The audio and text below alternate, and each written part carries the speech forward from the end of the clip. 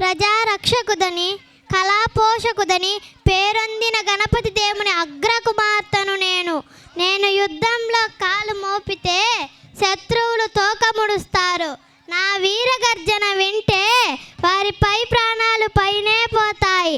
నేను రణరంగంలో వీరగంధం చేస్తుంటే ముందు చూస్తే రుద్రమ్మ, వెనుక చూస్తే రుద్రమ్మ, ప్రక్క చూస్తే రుద్రమ్మ, ఎటు చూసిన రుద్రమ్మ అంటూ శత్రువులు పరుగు తీస్తారు.